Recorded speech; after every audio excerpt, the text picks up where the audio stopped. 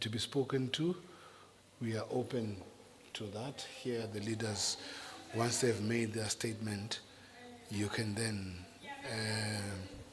after the Q&A and the concluding statement, then you can ask anybody whom you want after that. We are clear. I don't want to sound like a politician.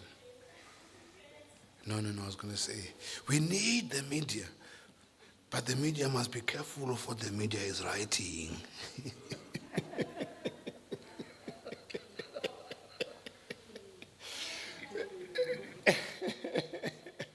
So we are here. So it is Eyewitness News, ENCA, Cape Argus.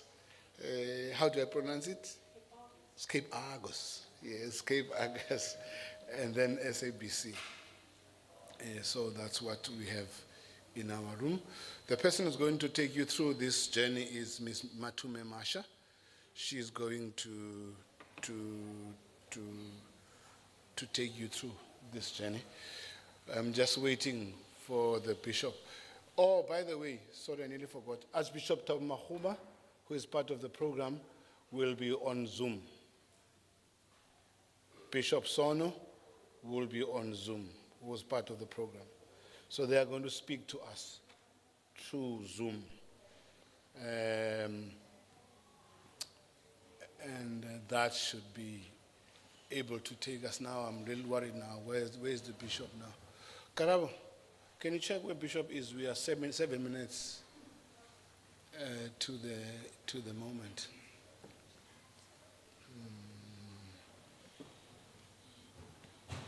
It's Bishop Malusi Mpumlwana.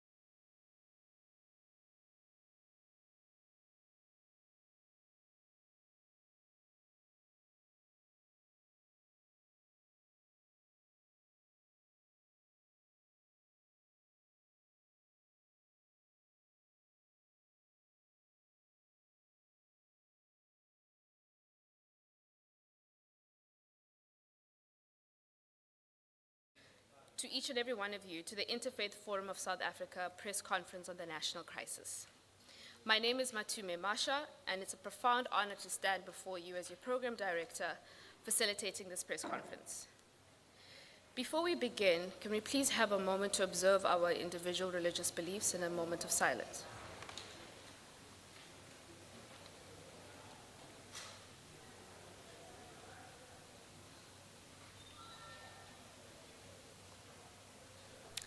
Thank you. The Interfaith Forum of South Africa is a platform that transcends religious boundaries. Its purpose is for a united interfaith collaborative to address matters of national concern. The forum is made up of leaders from the Christian, Muslim, Hindu, Jewish, and Nazareth Baptist Church communities, or known as Shembe followers.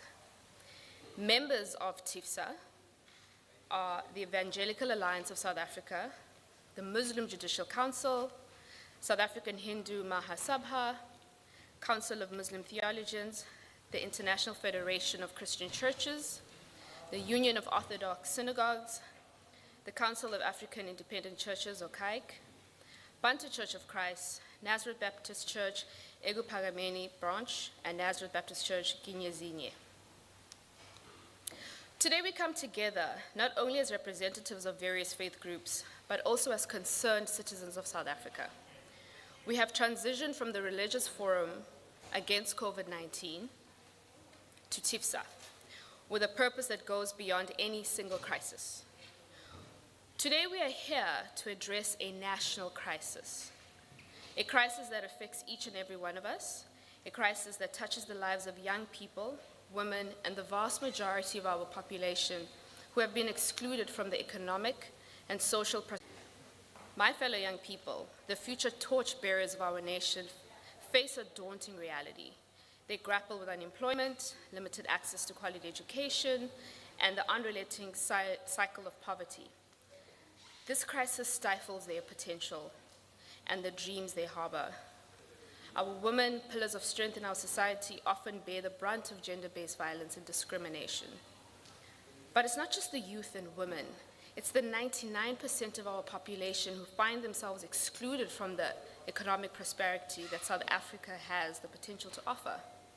It's the hard-working individuals who struggle to make ends meet, who aspire to lead dignified lives, but are held back by systemic challenges rather than corruption. So today our faith leaders have called this press conference to make an important announcement to the nation.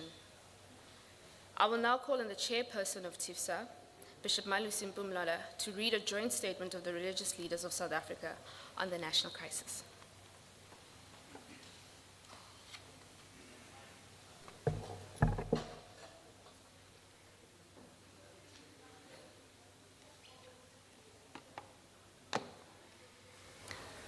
Good afternoon.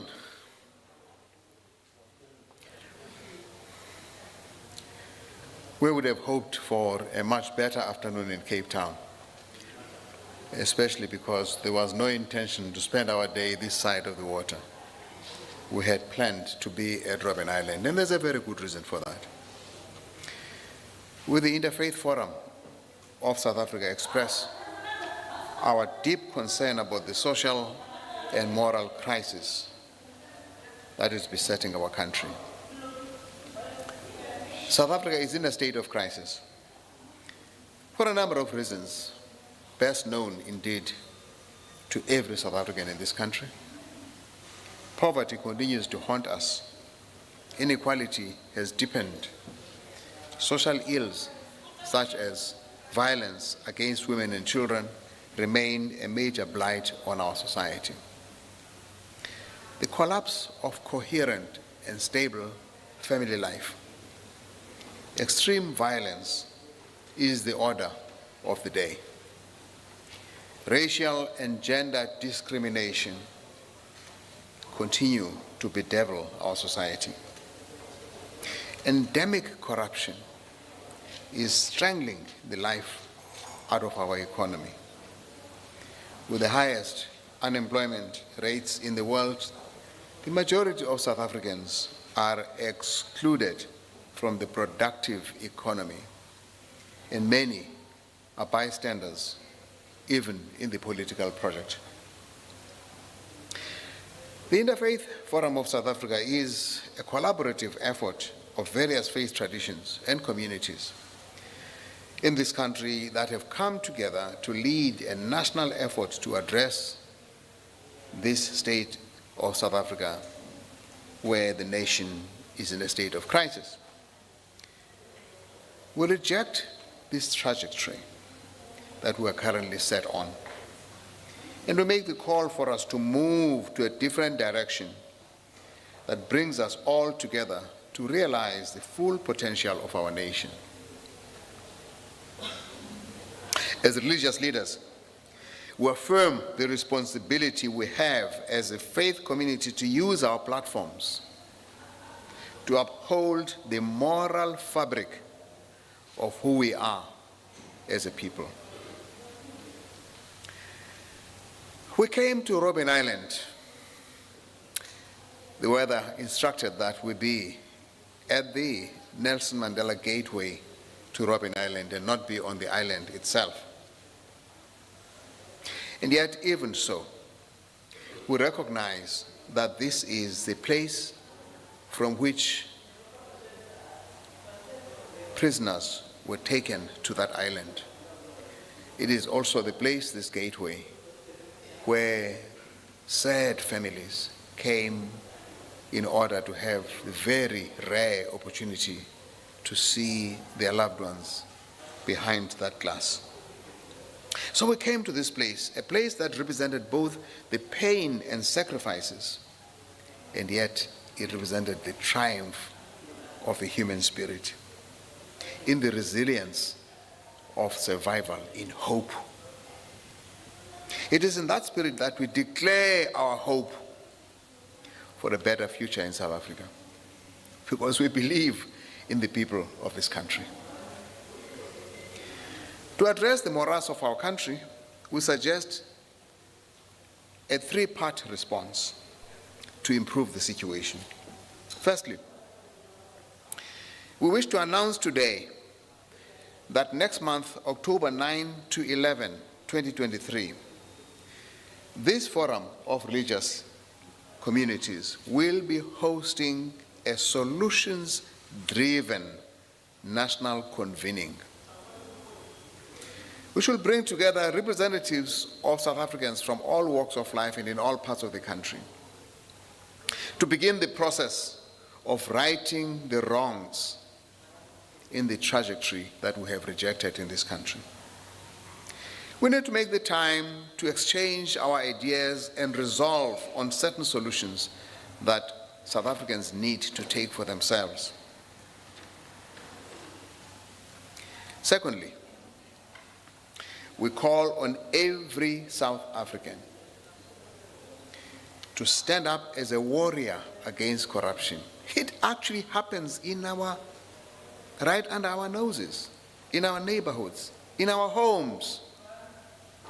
And if every South African says, I stand against corruption, this is Heritage Month in September. We should be saying, corruption is not my heritage.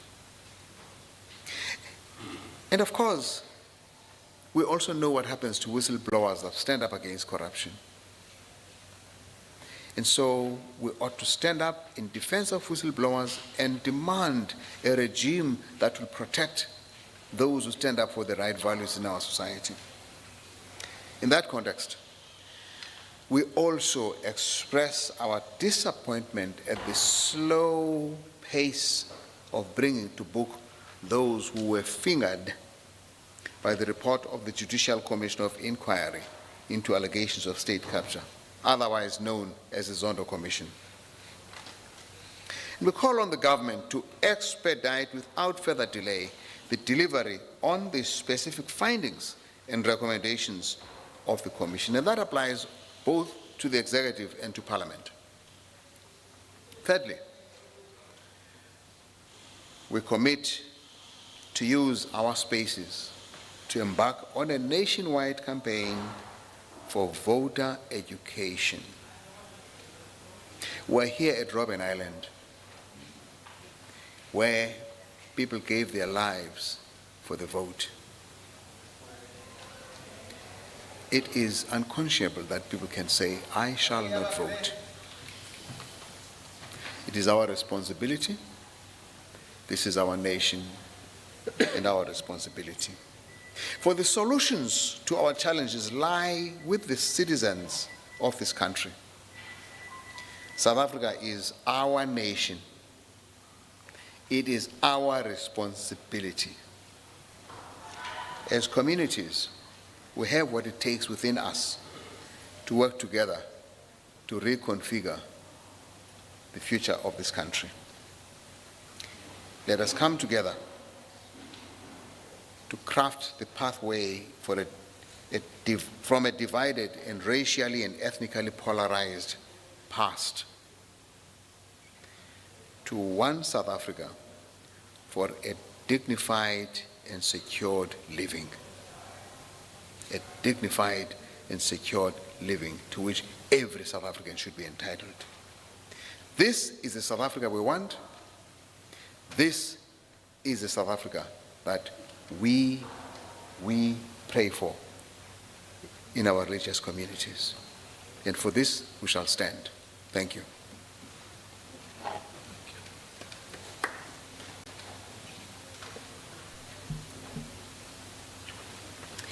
Thank you very much. That was Bishop Malusi Mpumlwana, chairperson of the Interfaith Forum of South Africa. We will now move to a segment of our program where we have contributions by our faith leaders. We will start with Pandit Ashwin Trikamji, President of the South African Hindu Mahasabha. Thank you.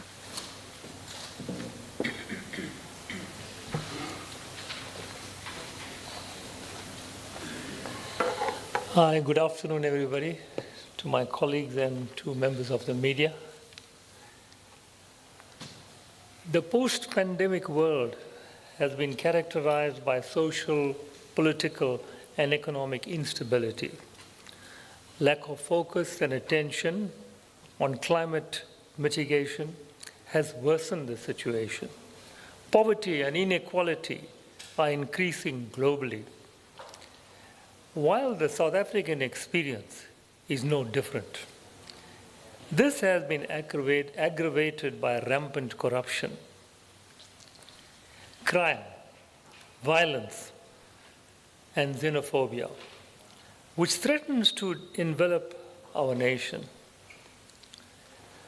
The poverty-stricken masses are the victims of lack of basic services, welfare, water, sanitation, electricity, housing, education, health care, while political leaders compete for the trappings of power and privilege of higher office. The neglect of maintenance has led to water cuts, power cuts, and more potholes on the roads. The Mahasabha has emphasized that there is especially an urgent need to reset South Africa's ethical and moral compass. The philanthropic outreach of religious and other organizations has played a major role in addressing, to some extent, the social welfare breach in our country. According to our scriptures, people turn to the Lord when faced with adversities. Religion promotes basic values of sharing and caring to uplift the poor and disadvantaged. If the formation of an inclusive community of love, justice, and the overcoming of suffering is the ultimate purpose of the divine in this world, we become partners with God when we engage in such work. We become God's hands and feet when we work positively to build peace, love, justice, where the dignity and equal worth of every human being is affirmed. As the faith sector maintains unequivocal support from society, religion provides the hope that a better future based on justice and righteousness is still possible in our country. Against this background, the convening that Bishop has referred to on the 9th, 10th, and 11th becomes so important, because as religious leaders, as faith leaders, it is not just it is no longer our duty, it has now become an obligation to address the challenges that South African society face. And I'm sure that we will see you all there on the 9th, 10th, and 11th. Thank you.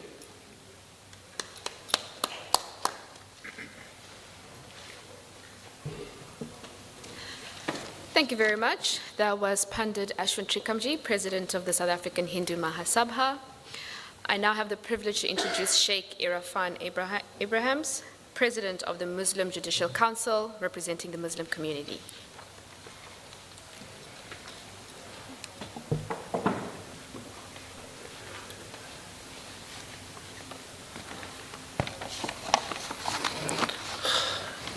Good afternoon, ladies and gentlemen. Bismillah ar-Rahman ar-Rahim.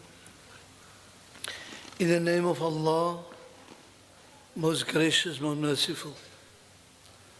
Alhamdulillah Rabbil Alameen.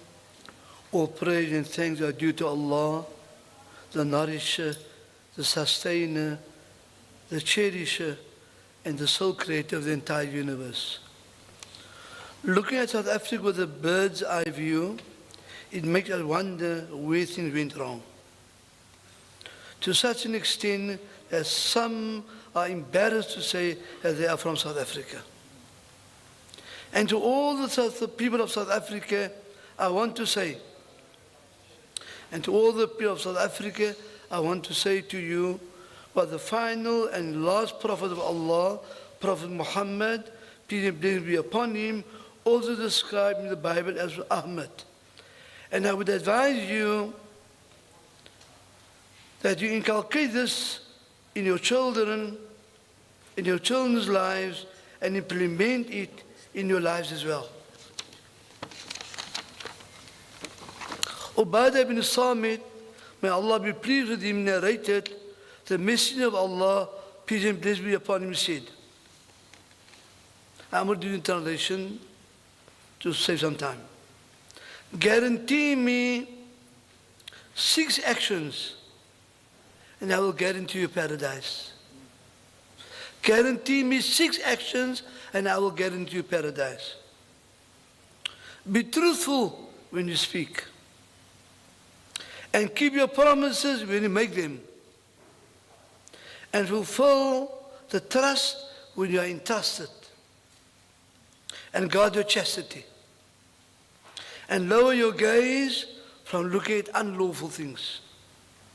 And 6th and last, and restrain your hands from taking which does not belong to you or harming others. We have a responsibility towards our children and our families and our country.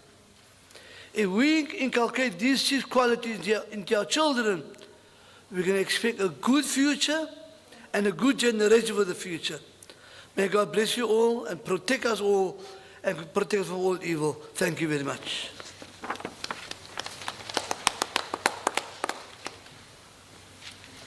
Thank you very much. Again, there was Sheikh Irfan Abrahams from the Muslim Judicial Council, President of the Council.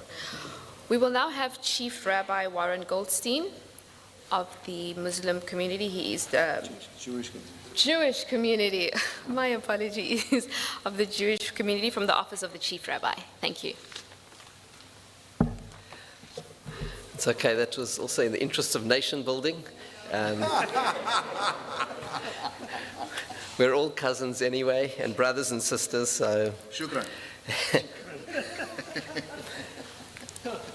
And I think that's also the beauty of South Africa and this Interfaith Forum, that in fact we here in this Interfaith Forum can be an example to religious communities throughout the world, that here we sit and we came together, spent hours together this morning in deliberations for the good of our country, recognizing the common vision that we share and not focusing on any of our differences, because there's so much work to be done to build a greater world. I think the importance of today, and I want to congratulate Bishop Malusi for leading from the front on this matter, and for the statement which now reflects the consensus of the religious leaders gathered this morning, and the 3 steps articulated to address the moral, spiritual, and social crisis facing our country. And the fact that this meeting is taking place at the gateway to Robben Island is so important, because Robben Island represents for us as South Africans hope in a better tomorrow. When the world seemed so dark in the days of the evil regime of apartheid, the world seemed so dark, the country seemed so dark, and yet we were able, with God's blessings, to build a great nation and a great country filled with so much hope and as a beacon of light to the entire world. And if we were able to overcome those problems, we can certainly overcome the problems that we face today. So ultimately, today is about hope and faith in a better tomorrow.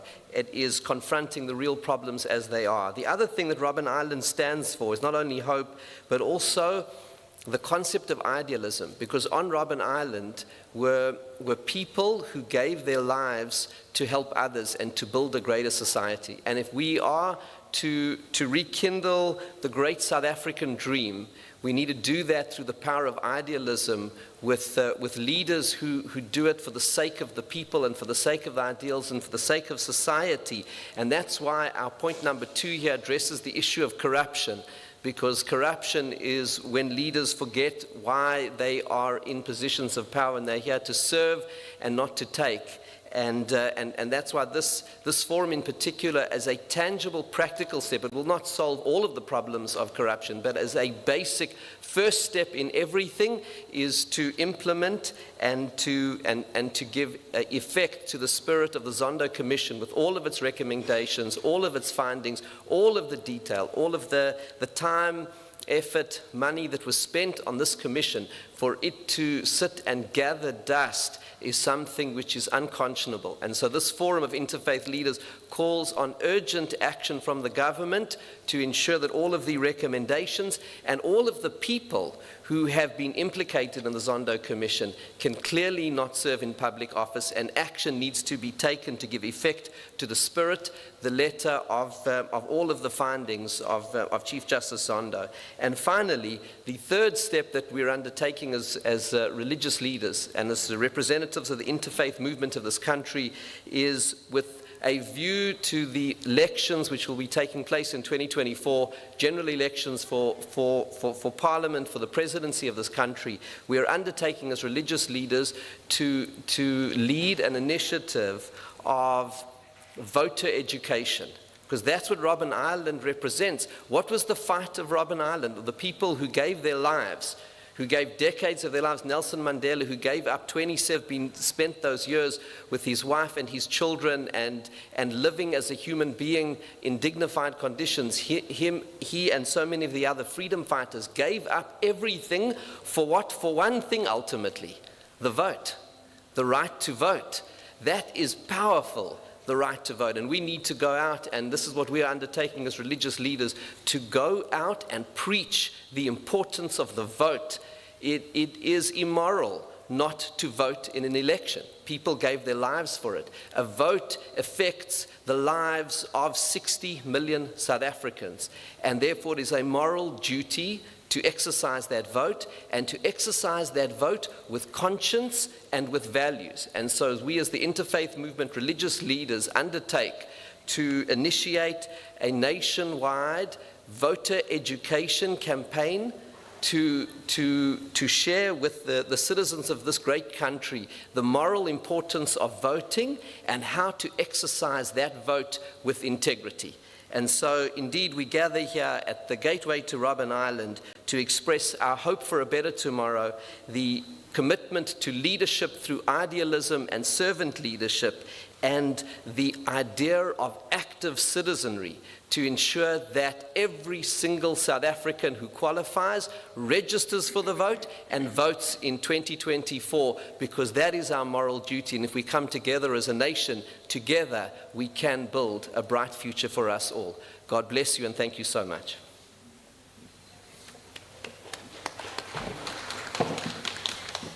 Thank you very much. That was Chief Rabbi Warren Goldstein, our cousin from the Jewish community, representing the office of the Chief Rabbi.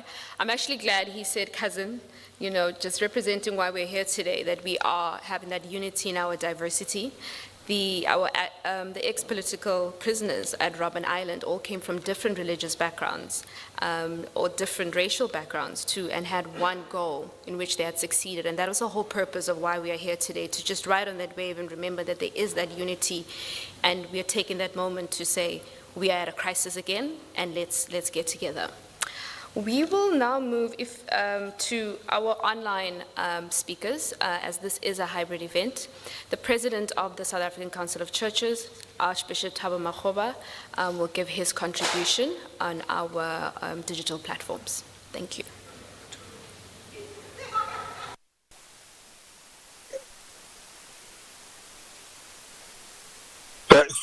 Thank you very much.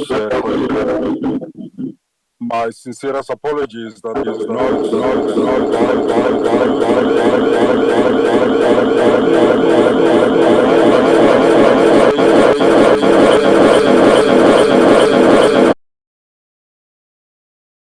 previous leaders have said in their statements. If one looks at the logo,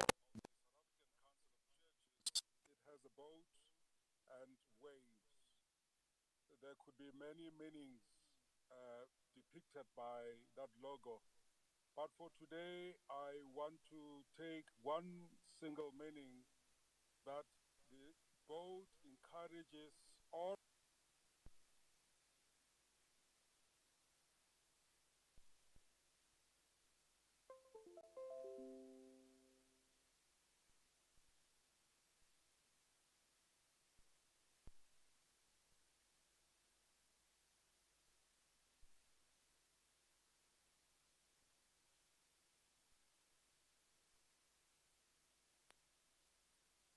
Sorry, I was muted. Can you hear me now?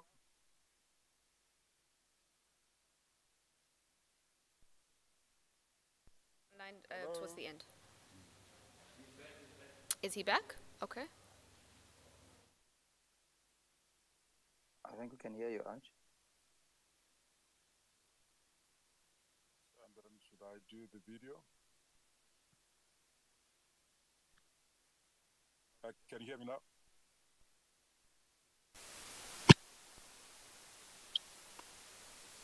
Yeah.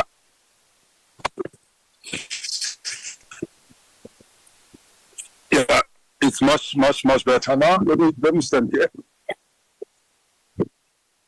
I'm saying my apologies that I could not join you today, but the SACC logo depicts a boat, and a boat can mean many things on the waves.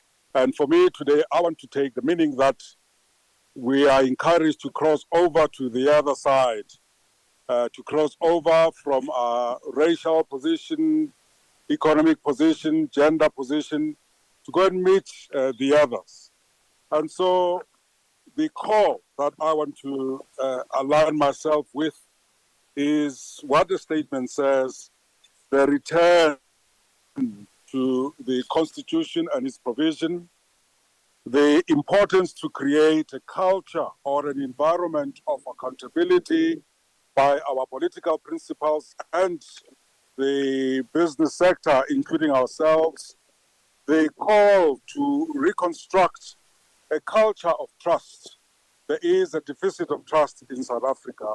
We've heard all the speakers that have spoken today talking about the current critical pathologies that mar our country. And so the statement that I want to conclude with is: youth, old people, and all people, let us renew our commitment to encouraging each other to make South Africa work. Let us accompany each other, especially the local communities, in developing agency. So God bless you, and I hope that this statement will spur us into action. Thank you, Matume.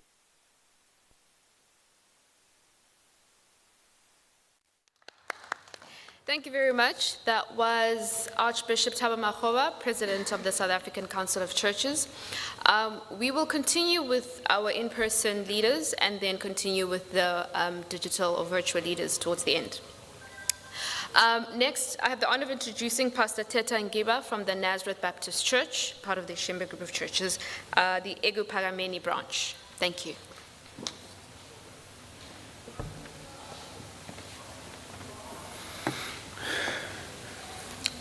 Ladies and gentlemen, good afternoon. Sanborn. Of course, our presence today in this historic venue represents the growing pain of the national crisis that our people face on a daily basis. This is the question and the crisis we never thought would be facing with post the 1994 democratic elections. We have today decided to join forces regardless of our trenches or our corners, our religious corners, excuse me, and speak with one voice on behalf of our people who face these challenges in every day. So be it the Christianity, the Nazareth community, the Muslim, etc. But we said we have at times put our differences aside and then speak in one voice on behalf of our downtrodden masses, especially black people who have become the face of poverty in this country. Our convergence today signifies the national crisis of lawlessness and daily slaughter of our people, especially children and women.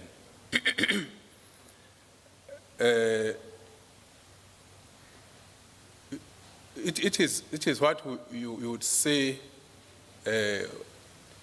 whenever you watch news or read news, you come across these stories and they are shocking. And we said there should be something that, as religious leaders and faith-based leaders, we do something about. And hence our meeting today and our call for reforms. It's our call for reforms that cushion people from the crisis we have, be it unemployment, crime, whatever situation that we are faced with on a daily basis, and that we have to address, especially as religious leaders. This is a wake-up call for reforms.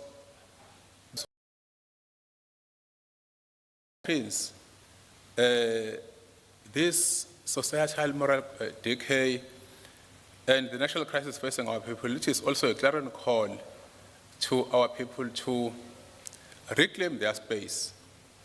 Because that's what we are saying, that people should reclaim their space and take charge rather than be spectators. Thank you very much.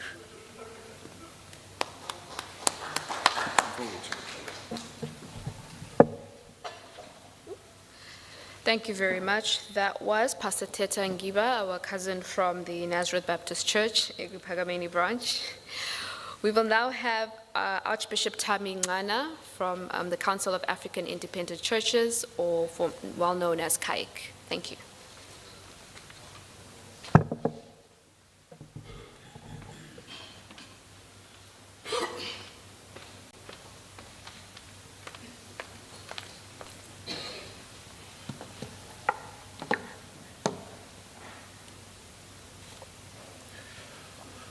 Good afternoon to the leadership present this afternoon, the media house, and all attendees.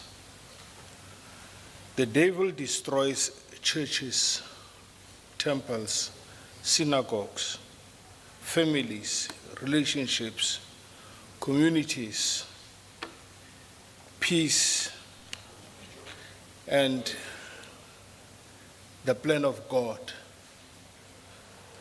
Some of the devil's strategies are corruption, gender-based violence, conflict, gossips, jealousy, creating confusions in any God's space, twisting statements of others, pride, accusations, using demons to control humans, influence people to lie about others.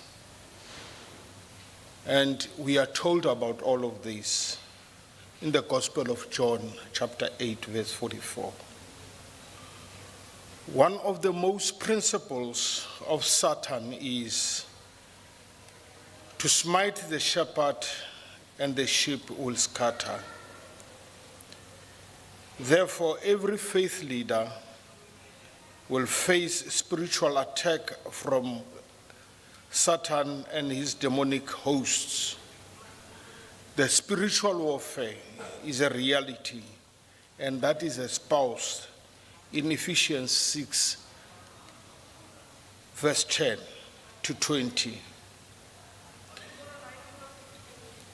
We are aware that every leader will face personal battles as he or she attempts to do the work of God and bless others. And for that, we, the Council of African Independent Churches, we support TISA, especially the statement that has been presented this afternoon. So much speaking towards us and arming us with new ideas that we ought to follow. We will continue to pray for the Interfaith of South Africa, TISA, because in Christ we have faith and hope. God bless you.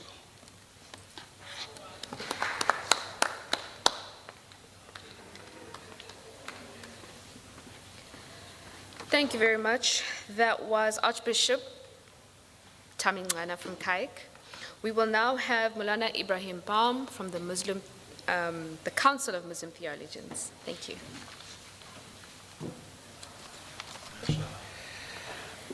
Alhamdulillah, alhamdulillah wahdah. We begin by praising the Almighty, who is the Lord of the world, the beneficent, the merciful, the gracious, Master of the Day of Judgment. You alone, O Almighty, do we worship, and you alone do we seek assistance from. Respected members of the media and our colleagues, we are all aware of the challenges facing South Africa. I don't need to give any elaboration with regard to it. We can sit back and continue the complaints even if they are valid. We need to be putting our shoulder to the wheel to make something and make South Africa better. And I'm sure many of us, all South Africans, have a love for the country and would like to see things getting better. And it has been correctly said, 1 million gripes against darkness, and ESCOM has given us enough of that. In fact, there are certain South African words. There's a certain specific word, an electric, what they call it, electro-orgasm. There's a specific word that you find when the electricity comes back. We need to look at doing something to bring the situation. We need to be looking to do something to do better. 1 million gripe against darkness won't make any difference to the darkness. But if you light up one candle, it will make a difference. So this is what an attempt is, to light that particular candle. The Prophet Muhammad, peace be upon him, had said that you are not a believer who you eat to your fill and your neighbor is hungry. You cannot be a true believer if you are in a state of prosperity and the situation around you, there are people who are in poverty and who are dying of starvation. In our tradition, there is a very beautiful saying, إِنَّ اللَّهَ لَا يُغَيِّرُ مَا بِقَوْمٍ حَتَّى يُغَيِّرُ مَا بِأَنفُسِهِمْ. The Almighty does not change the condition of people until they themselves change their condition themselves. not going to be changed just by us wishful thinking. We have to do something with regard to the changing of that particular situation. We believe our destiny is linked to one another. You cannot live in an island of prosperity and there is starvation around you. One day that starvation and that difficulty and challenges people are facing are going to come over you, are going to catch you even if you live in an estate or you live in gated societies. So our destiny is linked to one another. You cannot be in an island of prosperity in a midst and in a country full of starvation and people facing difficulty. We have potential, but we need to harness that potential with effort, strategy, prayer, and active citizenry. And therefore, I would just like to say that faith leaders and faith communities and the Jamiatul Ulama South Africa, the Council of Muslim Theologians, we affirm to put our shoulder to the wheel to see how we can make this country a better country. And just lastly, I would like to say we believe that faith and faith communities have that potential more than anyone else, because faith and faith communities give us identity. They are the ethical and moral barriers to save us from wrong. And they are the ones that give us that stability in our moral life. They give us coping mechanism with regard to the challenges we face. They give us a purpose to our life. And beyond everything, they give us a real sense of accountability. An accountability that goes beyond the courts. So if I cannot be caught by the courts, or I cannot be legally framed, I can continue doing wrong, or I can continue by doing my corruption because I'm not going to get caught. Faith communities and faith teachings teaches you a transcendental accountability. You have accountability beyond what is in this world. You have accountability to the Almighty. Therefore, we feel we have a role to play. And we ask the community and the country to be with us on this particular matter. Thank you.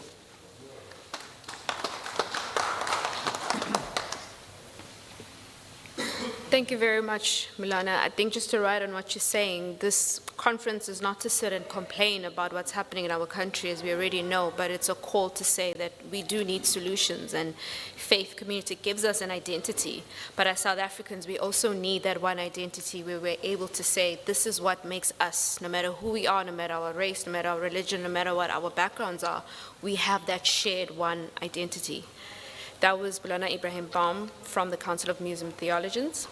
We will now move to our last speaker who is online, and that is Bishop Musa Sono, a representative of the International Federation of Christian Churches, or known as IFCC. Thank you. Thank you. Thank you.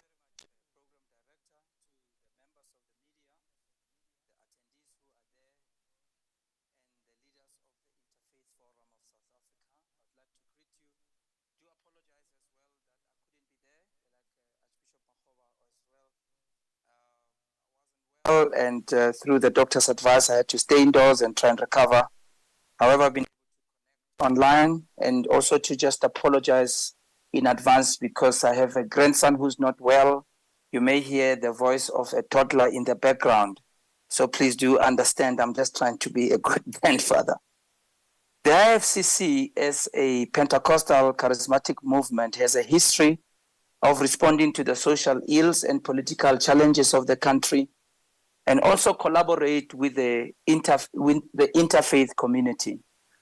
We do align ourselves with the statement of the Interfaith Forum. We do support fully the initiative that is there, and do want to commend as well the SACC General Secretary, Bishop Mpumlwana, for having spurred us on to move in this direction. It's an encouraging thing to see all of us as the faith community rallying around this agenda, because our country seems to be on a downward spiral. It's like we are going on a free fall, and here we are gathering together, our intention being to bring about solutions. On the 21st of June 2023, we as the leadership of the IFCC called a special one-day summit to reflect on the state of our nation and the crisis we find ourselves in as a nation.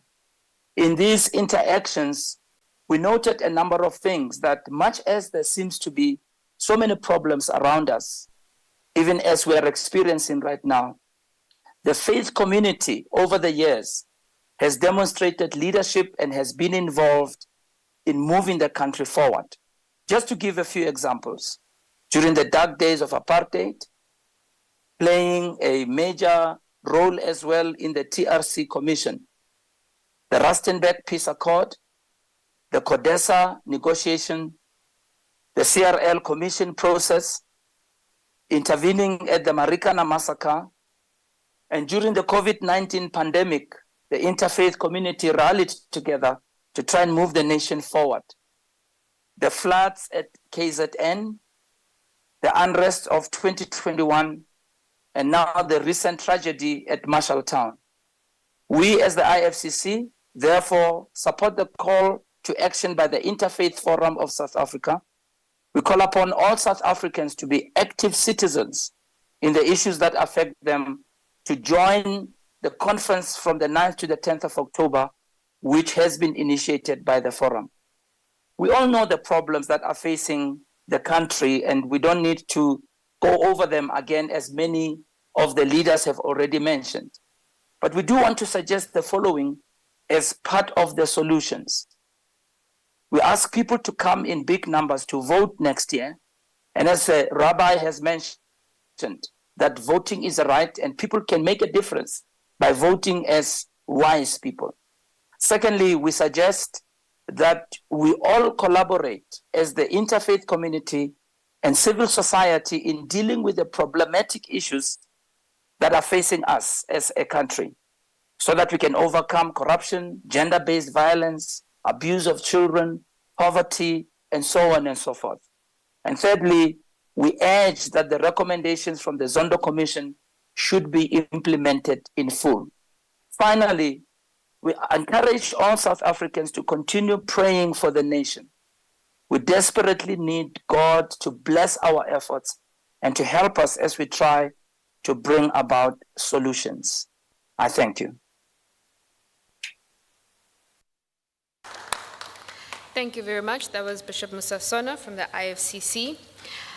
This campaign and this intervention really seeks to say that this is our nation and this is our responsibility. And while it's easy to point fingers and it's easy to blame, it's that time to say this is actually my nation and it's my responsibility from an individual point of view, from a community point of view, from a group point of view, and from a nation as a whole.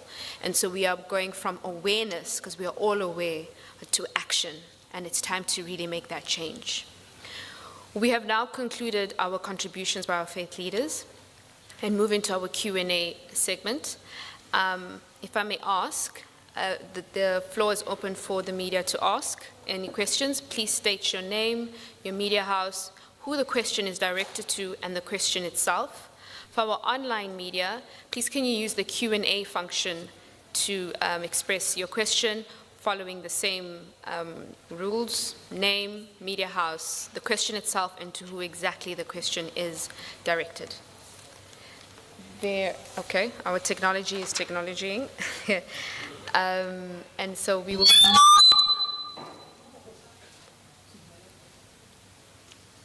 I don't know what kind of orgasm that one is, but okay. Mike, here in the front. If you are in the back and raising your hand, I remember in school they say you can't do this, please do this so that I may see.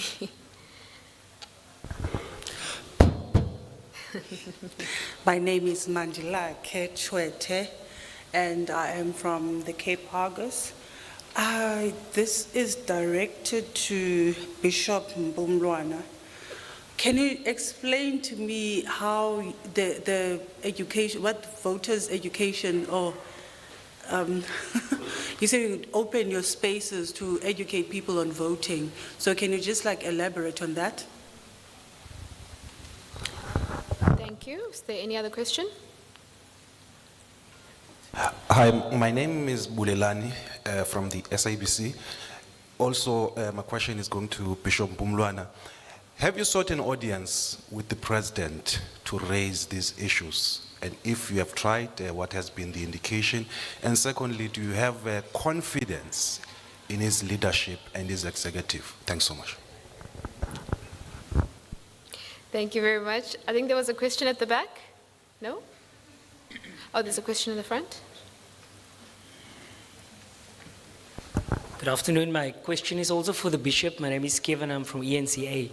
I would just like to know what practically are you hoping to come from next month's engagement where the state of the nation, the crisis that we're in, that you will be highlighting those, but how do you see practical solutions being found to help us address those issues, and will those talks be taking place in collaboration or with representatives of government? At present, being in control of the country, will they also be there? Essentially, what do you hope to practically get from that? Thank you. Thank you. I think we'll have that as the first round of questions, so as to not to overwhelm the Bishop. So we'll give him Bishop.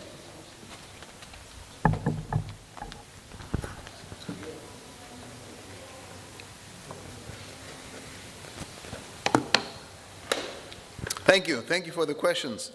Of course, you used my name, but actually any of the leaders will respond, because it's not my statement, it's our statement together. I want to say before I begin that there was a time in this country when we all believed that the only solution can come from somebody else and not from ourselves.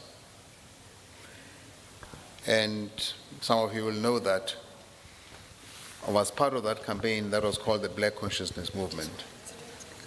That said, using the rather sexist but common statement by one Bani Pikiana back in the day, "Black man, you're on your own." What really it meant is take responsibility, stand up and do what needs to be done to make a difference. And it is for this reason that where government was not interested in building clinics, we would build those as a symbol of what is possible when people stand up and do what they need to do. In 1983, here in Cape Town, Mitchell's Plain, they launched what was called the United Democratic Front.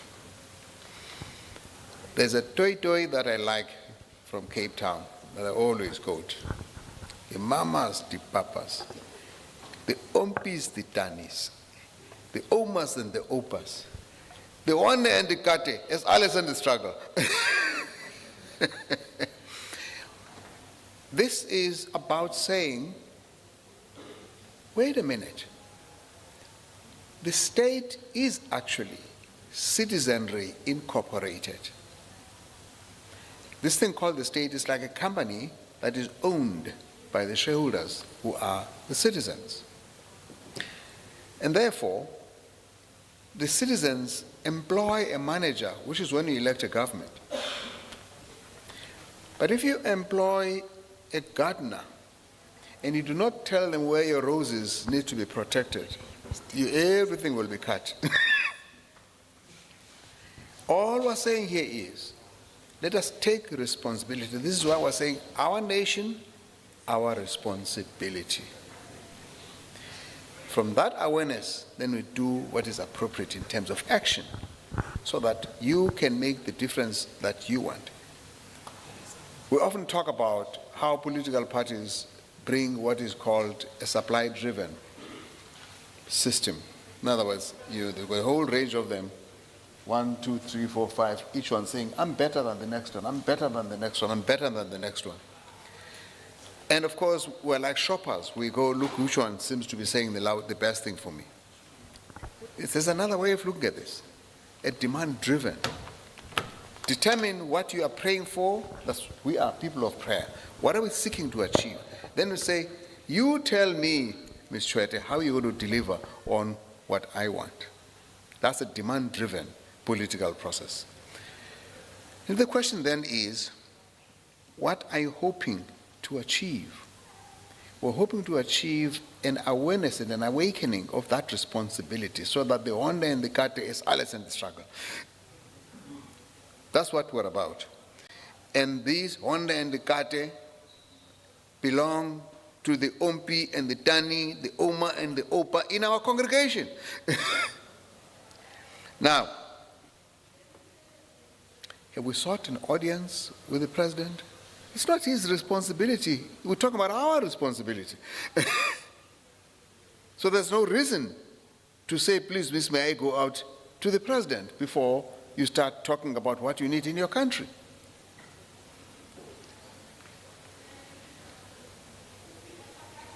Voter education then belongs to this. Now, you will probably know that all of us have spent so much energy in the last several elections, both preparing for and we have been doing voter education, but also monitoring elections. And what we're saying is that increasingly in our congregations, people are getting disillusioned and less interested in participating.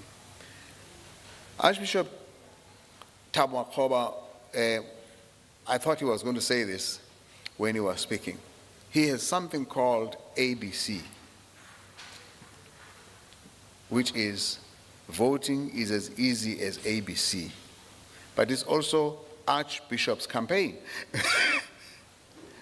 of vote. Now, how do you strengthen that without proper voter education, ensuring that people can actually take responsibility and vote responsibly and with the sense that the values of their faith are then brought to bear in the voting process? That's really what this is. There's nothing strange about this. It's something that we've always been doing, and we just want to continue to do it in a much more concerted way because we've been doing it without talking to each other about how we're trying to achieve this. And as I say, any of my fellow leaders will speak to these things.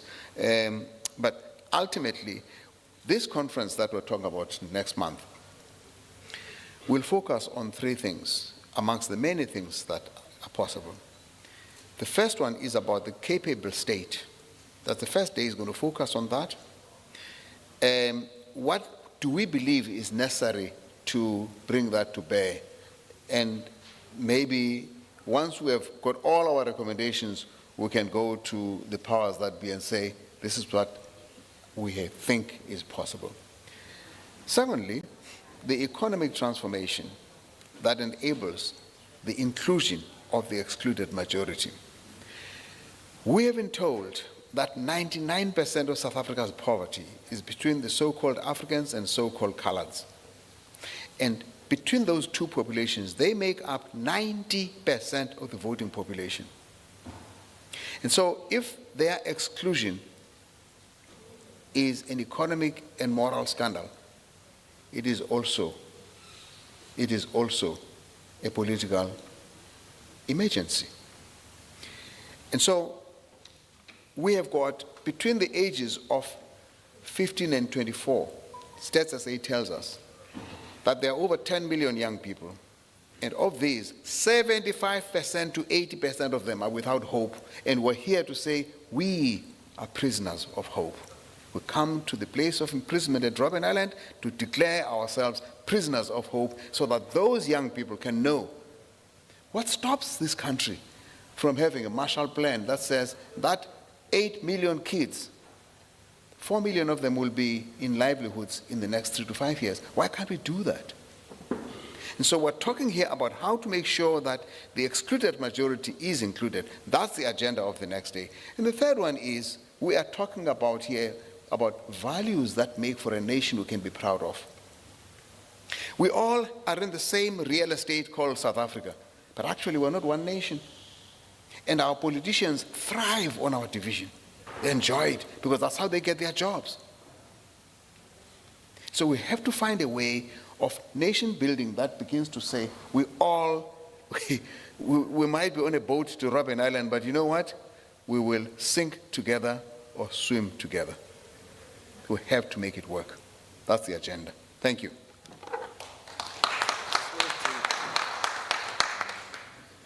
If I just may add, just on the voter education thing, because when we were debating it earlier, there were, some of the discussion in the room was, well, voter education seems such a weak concept, just to put there. It seems almost like an admin concept, because everyone knows how to vote. When we're talking about education here, we're really talking about inspiration and an understanding of the importance of a vote, and that a vote is not, it is something which people gave their lives for, and it is the power of the citizens, meaning that is how this country and the democracy is governed.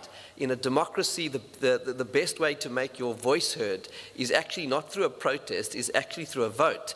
And too many South Africans have given up hope for the vote to change anything. We need to remind South Africans, voting is the real power. It's exactly as the Bishop said, it's, the vote is when you employ the managers for this country, and that's the government is really the managers. The shareholders are this every South African here, and we're going to have a vote to decide, do we want this management to continue? But South Africans have to understand that we've got the real power, and then also, as has been mentioned, voting is not just a technical exercise. It has to be driven by values.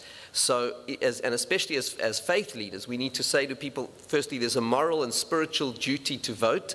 And secondly, your vote should be influenced and driven by the values of your church, your synagogue, your mosque, the values that you choose to lead your life by. Your vote should express that. Vote with values and vote with conscience, and that's a campaign that we want to launch, not only inside our places of worship, but also this needs a nationwide campaign.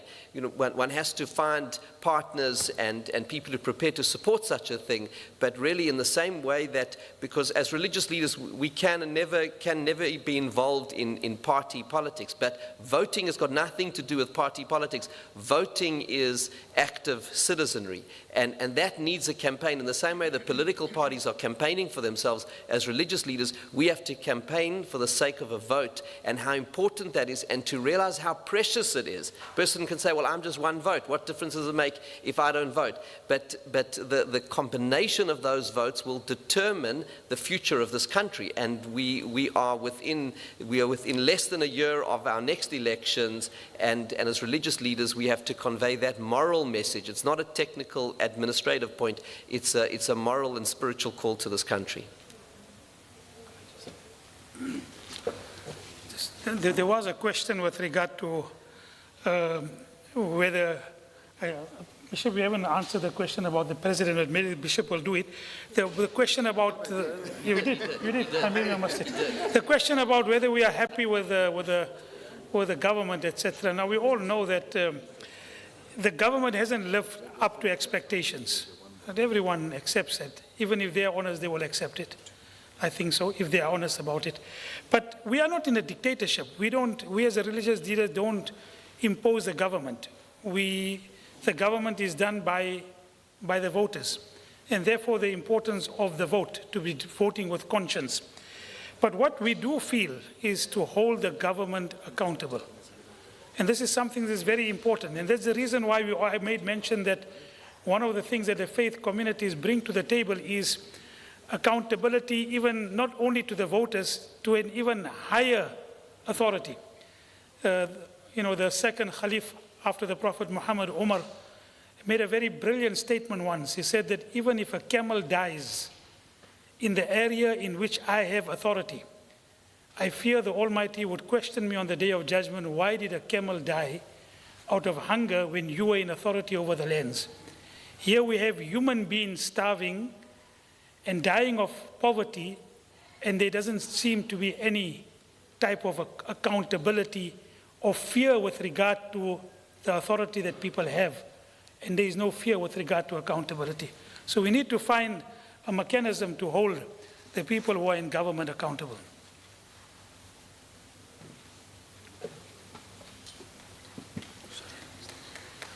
Thank you very much.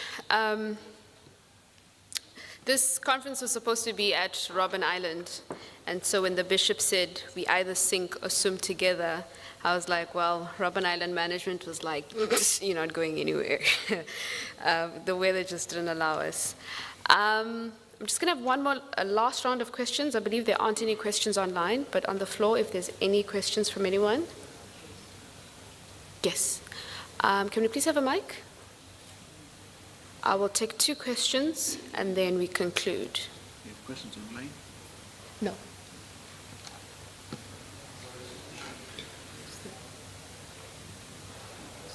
And as the bishop mentioned, this is an interfaith intervention, an interfaith initiative, so the question's open to any and all the leaders. Thank you. All right, thanks so much. Again, to Bishop Mpumlwana, my question was not answered. I'm still asking whether, do you have confidence in the president of the country? Or put it differently, is this a summit that you intend to hold an indication that the religious sector is passing a vote of no confidence in the president? They want to know, is this a religious BRICS plus? Let me just start off by saying we are not interested in politics for politics' sake. We are interested in the quality of life for people. We are interested in the public values and the moral fabric of our society. And that is a broad stream of areas of responsibility. And this is not the first time we've done this, by the way. We do this, we engage sometimes political parties, sometimes government, but our first priority gets to be, what do our faith responsibilities say we should do? I'll speak for, and I know that this is something that all of us share, but I'll speak much more specifically from the praxis of the South African Council of Churches that I come from. We have 3 models of the prophetic tradition. The first one is what we call the Elijah model, speaking truth to power, where Elijah challenges, as Molana Bam was saying, challenges for the death, in this case, of Naboth. But the second model is what we call the Daniel model. Daniel is the Holy One in Israel who would not be consumed by fire nor by lions. But what does he do? He goes on his knees to confess the sinfulness of his people. And therefore, if, I might say now, if the majority of South Africans claim to be Christians, then the majority of the problem is in our congregations, actually, more than at State House. And so when we are saying people must come together in terms of the values of their faith, as the Chief Rabbi was saying, it is a way of saying we're trying to change the environment within which politics practices. The third model is what we call the Jeremiah model. Jeremiah is this guy that was locked up for being loud-mouthed, like Mandela. And the land, therefore, is in a junk status. They cannot produce any food because it's besieged. And when they cannot, the agricultural people, they cannot use the land is of no use. So his cousin comes because the law requires that he must sell to a kinsman. So he comes to say, please buy my piece of land. And God says, buy the land. It is a symbol that says there shall yet be cultivation and harvesting in this land. It is something that brings hope. So when we're convening this, we are giving ourselves the space to do all 3 of these. We will look at what needs to be said to the powers that be. We'll look at what our own part of this, our own sinfulness, if you like, just like Daniel did. But we'll also be able to say, what can we do that generates hope, that will really make our people feel they can be in a better environment? It has nothing to do with a single person, so-called president in this case. And I should also say, we'll never have a political party of these faith leaders. We don't do that. That's not our business. Our business is our faith, and we'll continue to do that in any environment. I hope that goes somewhere towards answering you.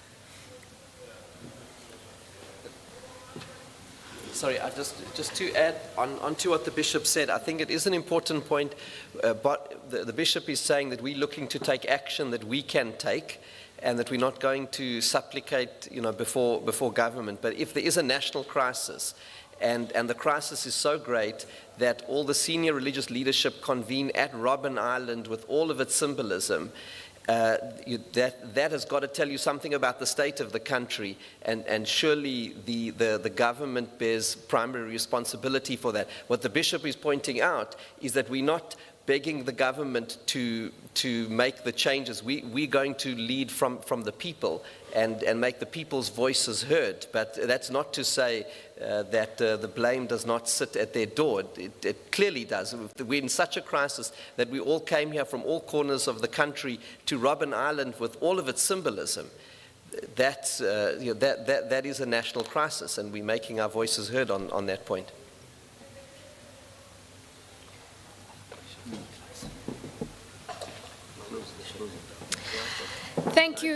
Thank you very much. We are now going to have a closing remarks from the presiding bishop of the Methodist Church of Southern Africa, Bishop Purity Malenga, and then we will reach the end of our press conference. Thank you.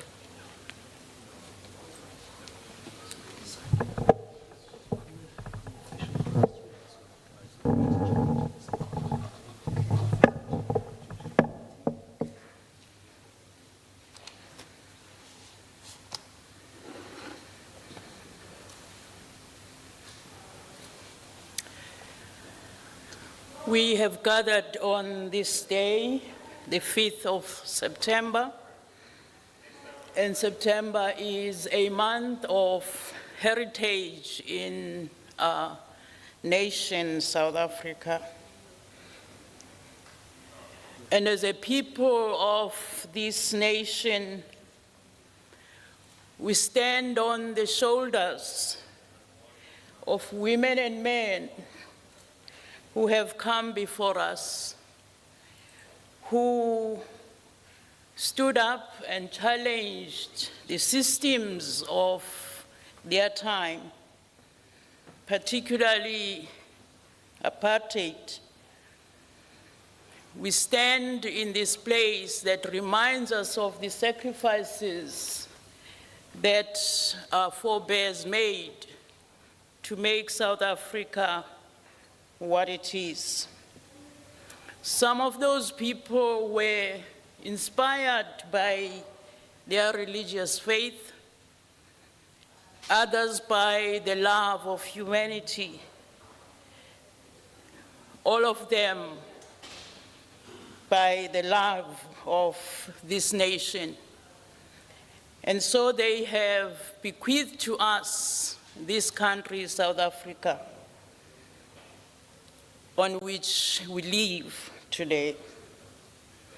They came together across all the divides, and they made efforts and sacrifices to bring us to the nation that we have become.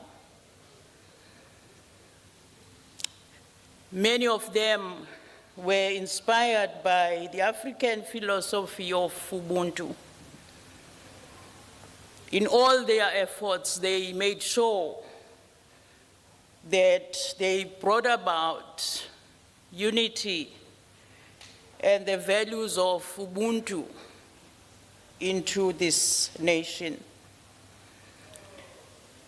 It is recognizable to everyone that we have moved as a nation from being an exemplary nation, a rainbow nation, a nation that is respected by all the nations of the world.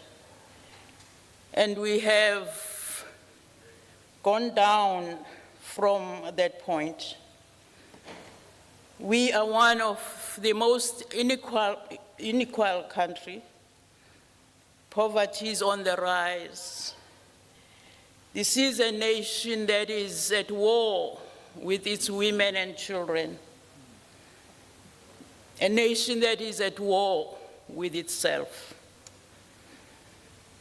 Now, on this month then of heritage, as religious leaders, convicted of our inheritance and our duty as moral conscience of the nation, we have gathered then and we have agreed that together we are to make the calls that have been made in the statement. I stand here just to remind all of us, amongst everything that has been said here, also affirming the calls that have been made. It is our responsibility and it is our resolve that we, as South Africans, are to come up with the solutions of the challenges we face at this time. As the present generation of South Africans, we owe it to the next generations to make our efforts and our sacrifices to hand over to them a better country, a country where human dignity is observed, a country where all men and women are free to live lives given to them by God, a country where all can have food, and the list goes on. So as a board of religious leaders then, having a duty, we are united here as agents of hope. We stand together to make the calls. One, for us to meet as South Africans on the 9th to the 11th of October to work on solutions. We are therefore calling women and men, young and old, South Africans to come and converse and make commitments and suggestions of how do we go forward as a nation to face the challenges that we face and come up with solutions. Secondly, we're making a call to all of us, individuals, South Africans, to stop and think before we act.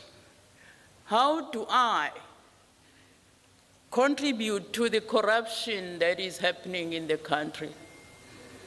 As we point to those who are in political leadership for being corrupt, we do not miss it that we participate in different ways to corruption. Corruption happens even within our faith communities.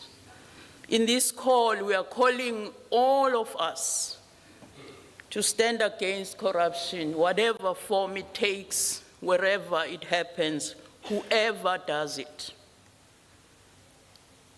Thirdly, it's a call to active citizenry, voter education. And we are saying that our spaces will be open and together we will be engaged in this.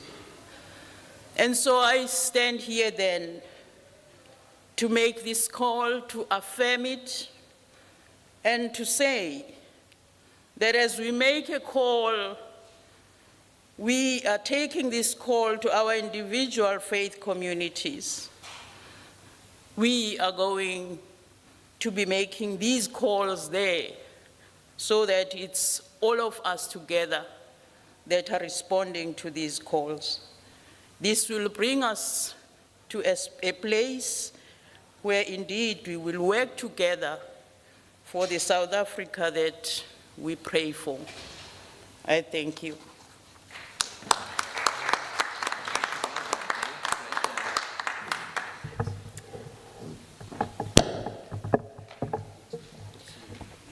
Thank you very much.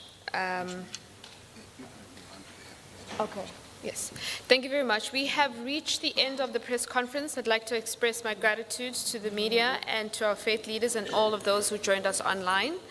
Our leaders are rushing for the airport, and we would like to take a group photo for this momentous moment. So all our leaders in the audience and who are on the platform to please come forward so that we may take a group photo. Thank you.